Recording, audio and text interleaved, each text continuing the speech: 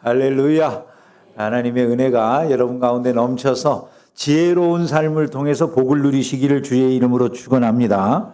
우리가 지혜라고 하는 큰 주제 아래서 오늘 4주째 말씀을 나누고 있습니다. 여러분, 그 미래를 대비하는 데 있어서 지금까지 4주를 살펴오면서 어떤 것들이 여러분 마음속에 특별하게 은혜가 됐는지 모르겠어요. 하여간 미래를 대비하는 데 있어서 우리가 생각하는 세상적인 것과는 다른 하나님 나라의 백성으로서 준비해야 될 것들을 차곡차곡 잘 준비하는 은혜가 있기를 주의 이름으로 축원합니다. 여러분들이 요즘 그 유튜브 콘텐츠나 이런 것들을 자주자주 검색하시거나 보실 텐데 내가 제일 많이 보는 유튜브 콘텐츠는 주로 어떤 것일 것 같으세요? 물론 뭐 보는 사람들마다 편차가 많이 있겠죠. 어떤 분들은 뭐 화장품에 대한 것을 보실 수도 있을 거고 의류라든지 여행지에 대한 그런 콘텐츠를 많이 보시는 분들도 계실 거예요. 근데 최근에 조회수가 제일 높은 그런 콘텐츠들은 주로 어떤 것일까요? 주식, 주식에 대한 이야기. 그죠? 비트코인 뭐 이런 이야기들이 많겠죠. 그죠? 월급 없이 사는 삶, 30대의 파이어족이 되는 방법 뭐 이런 거. 나는 부동산으로 100억을 벌었다.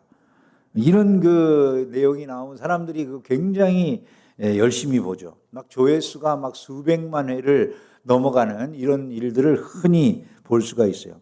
설교 조회수 보면 20회, 30회 이렇게 나오는데 주식 이런 거는 뭐 수백 회, 막 수백만 회 이런 그 이제 사람들의 조회수를 볼 수가 있습니다. 상위권에 있는 거의 대부분의 그 유튜브 콘텐츠들이 되게 그 돈 문제와 관련된 그런 내용을 다루고 있는 것들임을 우리가 알 수가 있어요. 그리고 여러분들이 서점을 가보신 분들은 아시겠지만 서점에 그 베스트셀러라고 쫙 꽂혀 있는 책들을 보면 보통 1등에서부터 10등 사이에 베스트셀러 1, 2, 3, 4 이렇게 써 있는 것 중에 적어도 한 절반 가까운 게 뭐에 대한 것 같으세요? 돈에 대한 것, 그죠? 대부분이 다 돈에 대한 것이 그 내용을 채우고 있어요. 이 뭐 변동이 많은 환율 시대에 어떻게 적응할 것인가, 어떻게 뭐 비트코인은 어떤 그 의미를 갖는 것인가, 하여간 돈과 관련된 그 교육을 해주거나 뭐 정보를 가르쳐주는 이런 많은 것들이 주로 상위권에 있는 베스트셀러 목록에 있는 그런 책들임을 우리가 금방 알 수가 있습니다. 한결같이 가르치는 방향이 있어요. 한결같이 사람들이 왜 이렇게 돈 문제, 미래에 대해서 사람들이 생각할 때 제일 좋아하는 게 결국 뭐다로 수렴이 되는 거예요. 돈이다. 돈으로 수렴이 돼요. 그럼 왜 사람들이 다 돈에 그렇게 미래를 걱정할 때마다 돈에 관심을 갖게 될까요? 미래가 불안한데 돈이 나를 지켜줄 것 같다. 이런 생각하는 거죠. 그죠? 미래가 불안한데 다 요즘 미래가 불안하게 느껴지잖아요. 근데 돈이 나를 지켜줄 것 같다는 이런 생각을 공통적으로 많이 하고 있다라고 하는 걸 보여준다는 거죠. 그래서 성경도 사람들을 이야기하면서 바울 사도가 오늘 말씀을 다룰 때 9절에서는 이렇게 말을 해요. 부하려 하는 자들이 있대요. 부하려 하는 자들.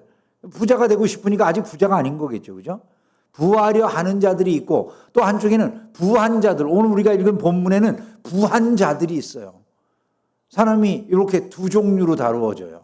부하려 하는 자들하고 부자가 되고 싶은 사람들. 근데 이게요, 이런 그 분류가요, 옛날이나 지금이나 다르지가 않아요. 옛날 사람들도 이렇게 바울 시대에도 부하려 하는 자들과 부자가 된 자들, 그죠? 현대에도 사람들이 두 종류로 나눈다면 이렇게 나눌 수 있는 거예요. 부자가 되고 싶은 사람하고 부자인 사람들, 뭐 이렇게 나눌 수 있지 않겠어요, 그죠? 그게 또 그 사람들이 이렇게 나누어진 그런 상황 속에서 관심을 갖는 건 누구나 다 똑같아요. 옛날 사람들이나 현대인이나 또 부자나 부자가 되려고 하는 사람들이나 관심은 다 한 가지인 거예요. 그게 뭐라고요? 돈이라고요. 돈이라고. 재물이 중심을 차지하고 있는데 재물에 대한 뭐 그런 마음들을 갖고 내가 대비책을 세우고 미래를 준비해야 되겠다. 그런 것이 잘못된 것이다라기보다는 그런 생각을 하는 가운데 하나님이 없어지는 게 문제예요. 사람들이 부자가 되고 싶다라고 하는 그런 마음을 갖다가 어느 순간에 미혹을 받아가지고 돈 버느라고 예수를 못 믿어. 하나님이 관심에서 멀어지는 거예요. 부자가 된 다음에는 돈을 관리하느라고 예수를 못 믿어. 결국은 하나님이 중간에, 하나님이 제일 높은 데에 있어야 되는데 없어지고 그 돈이라고 하는 것이 내가 안전을 의지할 수 있는 가장 중요한 토대라고 믿게 되는 이런 일들이 일어나더라는 거예요. 이런 일들이. 그래서 오늘 성경은 우리에게 묻는 게 이것입니다. 너는 정말 너의 안전을 위한 삶의 토대를 무엇으로 믿고 있느냐? 이걸 오늘 이 말씀이 묻고 있는 거예요. 너는 내 인생에 정말 안전을 위한 토대라고 하는 걸 뭘로 믿고 있느냐? 돈이냐? 하나님이냐? 이렇게 묻는다는 거죠. 여러분들은 솔직히 까놓고 얘기할 때 내 안전의 토대가 돈인 것 같으세요? 하나님인 것 같으세요?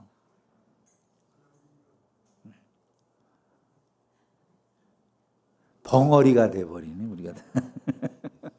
참 쉽지 않은 얘기죠, 그죠? 이게 쉬운 이야기일 수가 없는 거예요, 이게요. 왜? 우리가 수없이 클릭하는 것들을 보면 우리 마음이 있거든요. 말씀을 몇 번이나 클릭하는 사람들이 있을까요? 대다수가 클릭하는 내용들이 우리 마음이 무엇에 가 있는가를 보여주잖아요, 사실은요. 근데 바울이 이렇게 말을 해요. 내가 이 세대에서 부한 자들을 명하여 마음을 높이지 말고 정함이 없는 재물에 소망을 두지 말고 라고 말을 하면서 부를 가지고 있다고 해서 그것 때문에 교만하면 안 돼. 이렇게 말하는 거예요. 너 돈이 있냐? 바울이 말하는 거예요. 바울 선생이. 너 돈 좀 있어? 교만하면 안 돼. 정함이 없는 재물이야, 그건. 거기에다가 네 뜻을, 네 마음을 두면 안 되는 거야. 이렇게 바울 선생님이 가르쳐 주는 거예요, 지금요. 우리가 본능적으로 미래를 대비하려고 해요. 죄가 아니에요.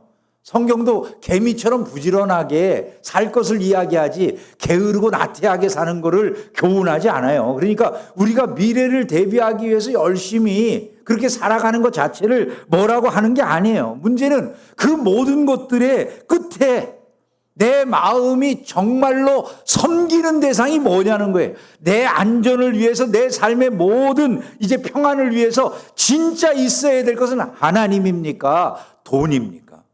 이걸 우리에게 묻고 있다는 거예요. 그럼 내가 진짜 하나님을 의지하는지 돈을 의지하는지를 뭘 보면은 알 수 있냐 하면은 내가 하는 행동을 보면 알 수가 있다는 거예요. 내가 돈이라고 하는 게 내 삶에서 정말 중요한 대상이 되어 있는 사람이라고 하면 그 삶의 태도가 어떻게 드러나냐 하면 교만으로 나타나는데 그 교만이 이런 형태로 나타나요. 존재의 가치를 생각할 때 이 사람의 소유의 크기로 그 존재의 가치를 매겨버려요. 이게 무슨 말이냐면 돈이 내가 많으면 존귀하다고 생각을 하고 돈이 적으면 존귀하지 않다고 생각하는 거죠. 그럼 내가 실제로 모든 사람들의 크기를 재는 기준이 뭐가 되는 거예요? 돈이 되는 거 아니겠어요? 그죠? 자기 자신도 내가 스스로 존귀하다고 느끼는 것은 돈 때문이야. 돈 많으면 내가 나를 존귀하게 생각을 해. 내가 돈이 없으면 자기 자신을 존귀하지 않다고 생각을 해요. 어디 가서 저절로 고개가 그냥 푹 숙여져. 스스로가 그렇게 등급을 매겨요, 다. 내가 어느 아파트, 비싼 아파트에 살고 넓은 아파트에 살면 어깨가 쫙 펴져. 그리고 그걸로 등급을 매겨 사람들을 뭐 어느 아파트에 사는 사람들 뭐 이러고 그런 마음을 내가 가지고 있다면 내가 실제로 가장 중요하게 생각하고 기준으로 삼는 게 뭐라는 얘기입니까? 돈이라는 얘기잖아요. 이런 마음을 가지고 내가 세상을 살아가고 있다면 내가 판단하는 모든 것들이 물질 중심이라는 거예요.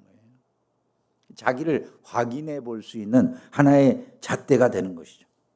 근데 여러분 우리가 물질이 대단한 걸로 생각하지만 성경이 뭐라고 말합니까? 한 부자가 자기가 내가 이렇게 하리라 내 곡간을 헐고 더 크게 짓고 내 모든 곡식과 물건을 거기 쌓아두리라 또 내가 내 영혼에게 이르되 영혼아 여러 해 쓸 물건을 많이 쌓아두었으니 평안히 쉬고 먹고 마시고 즐거워하자. 현대 부자들하고 똑같잖아요. 이 2000년 전에 나와 있는 사람의 이야기하고 현대 부자들하고 하등에 다를 건 없죠. 그죠? 근데 기독교인 부자도 만약에 이런 식으로 생각을 한다면 어떻게 될까요? 이 사람의 특징이 뭡니까? 하나님이 없어요. 돈은 많은데 하나님이 없어요. 근데 이 사람은 그 돈을 의지하기 때문에 돈이 자기 평안의 근거가 돼줄 거라고 생각을 해요. 이 사람의 말은 다 나예요. 내가 이렇게 하리라 내 곡간을 지을 거야. 내 곡식과 내 물건들을 내가 모을 거야. 내가 내 영혼에게 이렇게 말할 거야. 이렇게 지금 전부 다 자기 얘기를 하는 거예요. 문제는 무엇입니까? 그 사람이 세상에서 자기를 안전하게 지켜줄 거라고 말하는 내 것이라고 하는 모든 것들이 하나님께서 그날 밤 내가 내 영혼을 도로 거두리니 그 순간에 다 끝나는 거예요. 아무것도 남는 게 없는 것이죠. 재물 자체가 죄가 아니에요. 저는 우리 성도들이 다 부자가 됐으면 좋겠어요. 여러분 다 부자 되시기를 주의 이름으로 축원합니다. 부자가 됐으면 좋겠어요. 우리 성도들이. 근데 부자가 되되 하나님이 있는 부자가 되시기를 주의 이름으로 축원합니다. 그게 중요한 거예요. 내가 돈 많은데 하나님이 없어요. 근데 세상에 이 재물이 자기를 지켜줄 줄로 생각하는데 내가 오늘 밤 내 영혼을 도로 찾으리냐면 아무것도 없는 거예요. 바울은 이 재물이라고 하는 게 정함이 없는 재물이라 그 속성을 말하는 거잖아요. 재물의 속성이 뭐냐? 정함이 없는 거다. 이 정함이 없다라는 말이 아델로테스라고 하는 그런 그 헬라 말인데 그 아델로테스라고 하는 그 말은 그냥 단순하게 변동성이 많다 이런 뜻으로 우리가 읽을 수 있는데 그게 아니라는 거예요. 실체를 붙잡을 수 없는 안개 같은 거다 이런 뜻이라는 거예요. 정함이 없다. 내가 붙잡은 줄 알았는데 이게 잡은 게 없는 거예요. 안개인 거예요. 그걸 언제 알아요? 마지막 때. 알렉산더처럼 세계를 다 잡은 줄 알았는데 나중에 아무것도 잡은 게 없이 세상 떠나가니까 손을 양손으로 이 관 밖으로 자기 빈손 내놓게 했다고 그런 이야기가 있지 않습니까? 진짜인지 가짜인지는 모르겠는데 가르쳐주는 교훈은 너무나 명백하잖아요. 그죠? 빈손으로 왔다, 빈손으로 간다. 공수래, 공수거. 이런 얘기를 하는 거죠. 성경이 이렇게 말을 해요. 잠언에서 정령이 재물은 스스로 날개를 내어 하늘을 향하여 나는 독수리처럼 날아가리라. 여러분 아이들이 이제 2015년에 태어난 아이들이 몇 년이나 살 것 같으세요? 타임지가 사람들의 얼굴을 주로 인물을 표지 모델로 내세우잖아요. 2015년의 타임지에는 어린 아기 얼굴이 나왔어요. 2015년 타임지에. 2015년 타임지에 어린 아이 얼굴이 나온 이유가 뭐였냐면 그 해에 태어난 아이들의 기대 수명을 이야기하기 위해서 나왔어요. 2015년에 태어난 아이들의 미래 기대 수명은 얼마일까요? 그때 발표된 게 150살. 150살로는. 2015년에 태어난 고해에 태어난 아이들 지금 한두 살 됐겠죠. 그죠? 그 아이들이 살아갈 수 있는 그런 기대 수명이 150살로 이렇게 타임지에서 발표했다고 말이죠. 한번 생각을 해보세요. 150년 긴 것 같잖아요. 나는 하여간 그 말을 들었을 때 내 생각에는 그랬어요. 주님 오실 날이 가깝구나.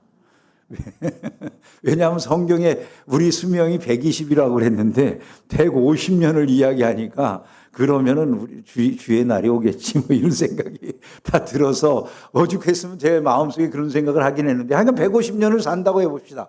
굉장히 긴 날을 사는 것 같잖아요. 지금 다 우리들이 다 깜짝 놀라서 와 하는 이런 대답이 나오듯이 그렇게 엄청난 수명의 날들을 살게 되는 건데 문제는 여러분 한번 생각을 해보세요. 150년이 긴 것 같으세요? 영혼의 세계에 비해 보면 어떤 것 같으세요? 짧은 시간을 그냥 잠깐 있다 가는 것 같은 그런 시간을 보내는 것에 불과하다는 것이죠.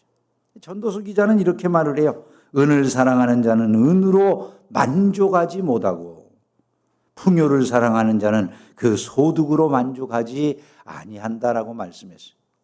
그래서 우리가 이 세상을 살아가는 동안에 내가 정말 소중하게 생각하는 게 뭐가 돼야 되는가를 말씀하는 거예요. 그래서 바울은 우리가 진짜 마음을 쏟아붓고 소망을 삼고 살아가야 될 대상은 이런 것들이 아니야. 하나님이야. 이렇게 말씀을 해요. 오직 우리에게 모든 것을 후히 주사 누리게 하시는 그 하나님께 마음을 둬야 되고 우리의 소망을 둬야 된다. 이렇게 말씀하고 있다는 것이죠. 성경은 우리에게 무슨 고행주의를 가르치거나 금욕주의를 가르치진 않아요. 우리는 자칫하면 무슨 성경대로 살자 그거를 갖다가 어렵게 아주 힘들게 살아가는 뭐 이런 것만을 생각하기가 쉽지만 그게 아니에요. 성경은 우리에게 너희들이 이 세상에 소망을 두고 살아가고 세상에서 부를 추구하고 살아가는 이것보다 더 좋은 게 하나님을 믿고 따르는 길이야. 왜냐하면 하나님은 짠돌이가 아니시기 때문이다. 이렇게 말씀하는 거예요. 하나님이 짠돌이가 아니시다라고 하는 표현이 뭘로 나타나요? 후히 주시고 누리게 하시는 하나님이시다. 이때 아멘을 해야 돼요. 그래 여러분들이 믿는지를 알지. 후히 주시는 분만 아니라 하나님이 그냥 우리가 그렇게 하면 어렵게 살게 한다 이런 게 아니잖아요. 하나님이 성경에 보면 풍성하게 주시는 풍성한 영혼의 공급자가 되신다는 걸 다양하게 말씀하잖아요. 온갖 좋은 은사와 온전한 선물이 다 위로부터 빛들의 아버지께로부터 내려온다. 이렇게 말씀돼요. 하나님이 좋은 것 주시는 하나님이신 줄로 믿습니다. 근데 그 믿음이 진짜 있느냐고 묻는 거예요. 재물을 의지한다는 것은 하나님을 그렇게 못 믿는다는 거죠. 내가 하나님을 정말로 그렇게 믿으면 우리가 재물을 의지할 수가 없다는 거죠. 재물이 우상이 되는 일이 일어날 수가 없다는 거예요. 근데 우리의 삶의 많은 부분, 실제 우리가 의지하는 대상이 부자는 부자대로, 가난한 사람은 가난한 사람대로, 진실로 내가 나를 갖다가 의지하는 대상으로 여기는 것이 물질인지 하나님인지 솔직한 마음으로 검토를 해봐야 된다는 거예요. 바울은 하나님 한 분으로 모든 게 충족하다고 말을 해요. 어떠한 형편에든지 내가 자족하기를 배웠다. 나는 그냥 자족한다. 하나님이면 다 되니까. 나에게 능력 주시는 자 안에서 내가 모든 것을 할 수 있다. 그 모든 삶을 감당해 나가고 내게 주어진 모든 형편들을 내가 다 감당할 수 있다. 이렇게 고백하는 거예요. 삶의 목적이 하나님이 되고 있습니까? 그걸 우리에게 물어봐야 된다는 거예요. 그러면서 바울이 우리에게 주는 교훈이 무엇입니까? 만약에 우리에게 진짜 하나님이 우리의 의지의 유일한 대상이 되시고 물질이 아니라고 한다면 그 다음에 자연스럽게 나타나는 삶이 이러하다는 거예요. 선을 행하고 선한 사업을 많이 하고 나누어 주기를 좋아하며 너그러운 자가 된다. 이렇게 말씀합니다. 선행과 나눔이 구원의 조건은 아닙니다. 근데 십자가의 은혜를 받고 영원한 천국이 있음을 아는 사람들은 그 구원의 은혜 안에서 자연스럽게 맺혀지는 열매가 이런 거라는 거죠. 우리의 삶 속에서. 선을 행하고 선한 사업에 부요해지고 나누기를 좋아하고 그리고 너그러운 마음을 갖게 되는 이것이 자연스러운 모습이 된다는 거예요. 그래서 요한 웨슬레 선생 같은 분들은 이렇게 말을 했어요. 삶에 대해서 이야기하면서 세 가지 아주 중요한 삶의 태도를 이야기했는데 첫째, 할 수 있는 대로 많이 벌어라. 할 수 있는 대로 많이 버시기를 축원합니다. 많이 벌어라. 두 번째, 할 수 있는 대로 많이 저축해라. 세 번째, 할 수 있는 대로 많이 나누라. 이렇게 말해요. 나누라. 이 요한 웨슬레가 말한 삶의 세계 가장 중요한 축이었어요. 여러분들이 이런 말씀을 들을 때 마음속에 어떤 생각이 드세요? 목사님, 나누어주고 살면 어려워지는 거 아닙니까? 손에 쥐려고 애를 쓰고 살아도 다 빠져나가가지고 나중에 남는 게 아무것도 없는데 나누어주면서 살라고요? 뭐가 남죠? 이런 질문을 하실 수가 있을 것 같아요. 근데 흥미로운 게 아주 기가 막힌 조사 결과가 있어요. 와튼 스쿨이라고 하는 미국의 아주 유명한 경영대학원이 있거든요. 그 와튼 스쿨의 교수님인데 아담 그랜트라고 하는 교수예요. 이분이 쓴 기브 앤 테이크라고 하는 책이 있어요. 이분은 조직, 그러니까 산업 조직 내에서 사람들의 심리 상태를 연구하는 사람이에요. 산업 조직 안에서. 근데 이 사람이 이제 저 기브 앤 테이크라고 하는 저 책에서 사람을 세 종류로 구분을 해요. 첫 번째 종류의 사람을 테이커라고 그래요. 테이커. 이 테이커라고 하는 사람은 남의 거를 취하기만 할 줄 아는 사람이에요. 자기 걸 주는 법은 없어. 항상 남에게 받는 거 좋아하고 남의 거 취하기만 좋아하는 사람을 테이커라고 그래요. 또 하나는 매처라고 하는 그런 사람이 있다는 거예요. 매처라고 하는 사람은 어떤 사람이냐면 주는 만큼 받고 받는 만큼 주고 하는 사람이에요. 이 사람은 항상 그냥 딱 그만큼 행동하는 사람이라는 거예요. 그게 매처래요. 마지막으로 한 사람은 어떤 사람일까요? 기버겠죠. 기버. 주는 사람이에요. 그 세 그룹이 이제 활동들을 하는데, 조직 내에서 활동들을 하는데, 이 세 그룹 중에 제일 그 그룹 안에서 못 나고 못 살게 되는, 형편없이 되는 그룹이 누굴까요, 여러분?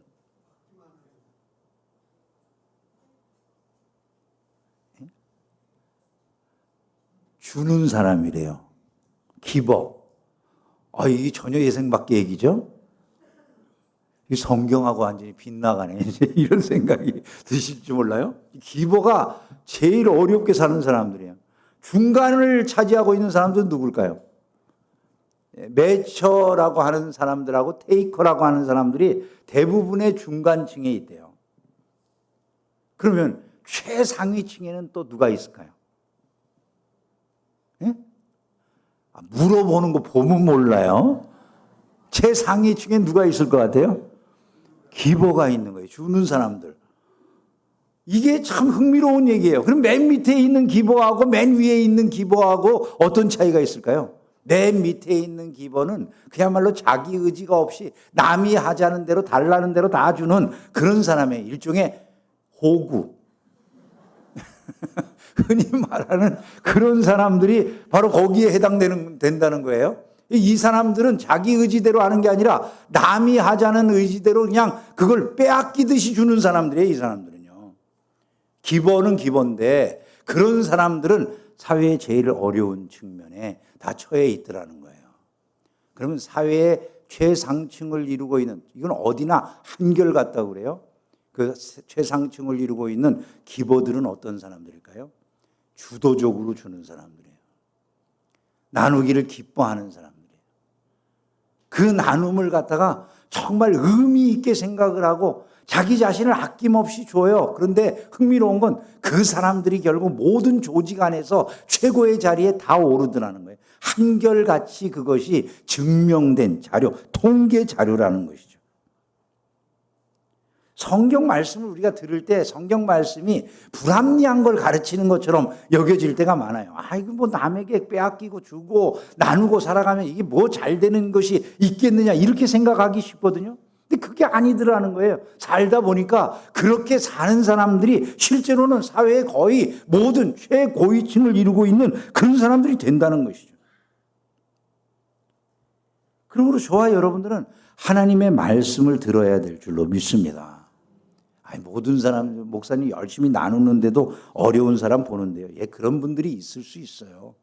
왜냐하면 이 세상이 타락한 세상이기 때문에 그래요. 모든 게 질서대로만 돌아가는 건 아니에요. 그럼에도 불구하고 우리는 하나님을 믿어야 되잖아요. 하나님은 약속하신 대로 우리 인간들을 그렇게 살아가도록 만들어주신 분인 줄로 믿습니다. 그래서 실제 뭐 다른 그 증명들도 많아요. 사이언스지에 실린 다른 실험도 있는데 엘리자베스 던이라고 하는 분이 그 동료들과 함께 실험을 했어요. 사람들에게 한 그룹에게는 똑같은 돈을 나눠주면서 당신들은 당신들만을 위해서 쓰세요. 이 돈을 꼭 당신들만을 위해서 써야 됩니다. 그렇게 말하고 다른 한 그룹에게는 이 돈을 전부 남을 위해서 쓰세요. 그렇게 딱 그 돈을 나눠서 양쪽 그룹에게다가 나눠준 다음에 그들의 그 심리 속에 어떤 그룹이 훨씬 만족도가 큰가를 갖다가 조사를 했어요. 어느 쪽이 훨씬 더 만족이 컸을까요? 나누는 쪽, 주는 쪽이 훨씬 더 만족도가 큰 것으로 그렇게 다 조사가 나와 있어요. 삶을 살아가면서 우리가 하나님의 원리를 따라 살아가는 것, 손해보는 것 같고 어리석은 것 같지만 그게 아님을 기억을 해야 된다는 것입니다. 날마다 말씀 안에서 나가는 성도들이 다 되기를 주의 이름으로 축원합니다. 그래서 이것이야말로 우리 미래를 위한 최고의 준비라는 거예요. 선을 행하고 선한 사업에 부여하고 나누기를 좋아하고 너그럽게 살아가는 이것, 신자가 받은 은혜를 생각하면서 하나님 앞에서 받은 구원을 생각하면서 내가 누리고 있는 영혼의 축복을 생각하면서 내가 하늘에서 누릴 그 놀라운 상급을 생각하면서 이렇게 선하게 아름답게 넉넉하게 너그러운 삶을 살아가게 될 때 그것이 어떤 결과를 가져온다고 말합니까? 이것이 장래의 자기를 위하여 좋은 터를 쌓아 참된 생명을 취하는 것이다. 이렇게 말씀하고 있다는 것이죠. 미래를 복되게 하는 삶, 우리가 미래를 지혜롭게 준비하는 삶은 그래서 다른 것이 아니라는 거예요. 이와 같이 선한 일을 열심으로 감당하는 것임을 믿으시기를 주님의 이름으로 축원합니다. 좋은 터를 쌓는다는 건 우리가 이미 생각한 것처럼 흔들리지 않는 터전이라는 얘기죠. 흔들리지 않는 터전, 좋은 터전은 세상이 다 뒤집어져도 흔들리지 않는 터전이 이렇게 선을 행하고 아름답게 너그럽게 행동하는 그런 것 가운데 있는 거다. 그들이 참된 생명을 취하는 삶을 살게 된다. 이렇게 말을 했어요. 참된 생명이라는 게 뭘까요? 참된 생명. 로이드 존스 목사님이 재미있게 해석을 했어요. 참된 생명이라고 하는 것에 대해서. 이분은 의사 출신이라 그런지 의료적으로 설명을 해. 병원에 가면 사람이 살아있는데 호흡기를 끼고 있는 사람이 있다는 거예요. 호흡기를 끼고 있는 분들도 살아있습니까? 죽었습니까? 살아있잖아요. 그죠? 근데 우리는 그 호흡기를 끼고 그 중환자실에서 오랜 시간 동안 투병하는 분들이 사는 것을 사는 것 같지 않게 지금 살고 있다. 이렇게 표현할 때가 있죠. 무슨 슬픔을 주자든가 그런 말씀을 드리는 건 아니에요. 우리가 인생을 내 입장에서도 그렇게 된다면 내 인생을 그렇게 생각할 거 아니냐는 거예요. 아, 이건 사는 게 아니야. 이렇게 여기지 않겠습니까? 우리가 그걸 정말 삶답게 살아간다라고 표현은 안 할 거 아니겠어요? 그러니까 로이드 존스 목사님 같은 경우는 돈만 의지하고 살아가는 사람들의 삶이 결국은 이거라는 거예요. 왜? 일정한 시간, 150년, 아까 2015년에 태어난 아이들이 150년 산다고 그랬는데 그동안은 내가 숨 쉬면서 지금 숨이 붙어 있는 것 같지만 끝나는 그 순간에 어디 가요? 물질이 끝인데. 내가 의지하던 게 이게 전부였는데. 그 다음은 무엇입니까? 그걸 묻고 있는 거예요. 그건 호흡기를 끼고 그냥 겨우 숨 쉬며 살아가는 거다. 우리가 정말 영원한 하나님의 나라가 있다라고 믿는다면 이런 걸 고민해 봐야 된다는 거예요. 그러면 나누는 삶은 어떤 거라고 하는 걸까요? 그게 바로 사람 사는 세상을 아름답게 하고 인간과 인간이 서로 부딪혀가면서 세상을 살만한 곳으로 바꿔나가고 아름답게 일으키는 그런 삶을 사는 것이 아니겠느냐. 이렇게 지금 말씀하고 있는 거라는 거죠. 그게 참된 생명이 아니겠냐는 거예요. 우리가 실제로 살아가면서 경험하는 일들을 보면은 그럴 수 있어요. 돈에 쫓길 때 돈이 막 쫓겨요. 불신자나 신자나 똑같이 힘들까요? 안 힘들까요? 신자는 전혀 안 힘들어요? 힘들죠. 돈에 쫓기면. 신자도 힘들고 안 믿는 분들도 힘들 거예요. 근데 돈이 자기 소망의 전부인 분하고 신자하고 어떤 차이가 나타날까요? 돈이 전부인 분, 이것이 소망이었던 분은 돈이 끊어지는 그 순간에 인생이 자기가 추락한 거예요. 존재를 돈하고 똑같이 여기니까. 그분 자신이 추락하고 내 인생이 끝났구나 이런 생각 들지 않겠어요? 그 순간에 나누면서 베풀면서 내가 어려워도 콩 한 조각이라도 나누고 베풀면서 살던 분들이 생활이 어려워요. 그러면 그 순간에 그분은 어떤 생각을 할까요? 내가 나눌 때마다 주께서 내 인생에 그래도 그렇게 힘을 주셨듯이 나눌 수 있는 걸 하나님이 주신 힘으로 생각하는 거죠. 내 인생의 이 어려운 순간에 하나님께서 나를 책임지실 줄로 믿습니다. 이런 고백 안 나올까요? 그게 차이점인 거예요, 그게요. 살아있는 건 어느 쪽인 것 같으세요? 진짜 살아있는 거. 재물이 넉넉할 때는, 아니, 돈을 의지하고 사는 사람은 자랑하겠죠. 그것 때문에 교만하겠죠. 하나님 필요 없겠죠. 그래서 자기 영혼을 망치는 거죠. 왜? 진짜 미래가 있는데, 그거 하나님 모르고 살아가면 어떻게 되겠어요? 그러나, 나누면서 하나님의 은혜를 의지하고 살던 사람은 그 순간에 하나님께서 더 풍성하게 나누게 하시네? 이러겠죠. 삶이 달라지는 거예요. 어느 게 살아있는 것 같으세요, 여러분? 가장 결정적인 건 어느 순간 나타날까요? 마지막 순간. 그죠? 돈으로 해결할 수 없는 불치의 병이라든지 이런 게 드러나는, 죽음의 문턱 앞에 섰다든지 이런 순간에 감추었던 기초가 다 드러나는 것이죠. 신자는 그 순간에 이런 고백하지 않겠어요? 그 마지막 순간에 내 육체와 마음은 쇠약하나 하나님은 내 마음의 반석이시요 영원한 분깃이 되시나이다. 여러분, 이것이 저와 여러분의 고백이기를 주님의 이름으로 축원합니다. 그것이 바로 진짜 살아있는 삶이다라고 하는 것을 우리는 알아야 된다는 것이죠. 말씀을 맺겠습니다. 지혜에 대한 생각을 우리가 쭉 살펴봤는데 결국 미래를 대비하는 지혜의 가장 핵심은 우리의 기초를 예수 그리스도 위에 세우고 하나님 그분을 향해서 우리가 나아가는 하나님 나라 중심의 삶을 살아가는 이것뿐이 없다라고 하는 것을 우리는 그동안 살펴왔어요.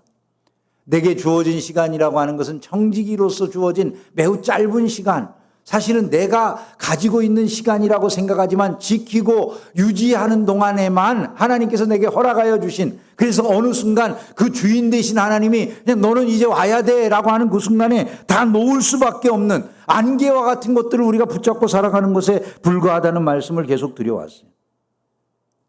진짜 의지할 것 무엇입니까? 하나님밖에 없는 줄로 믿습니다.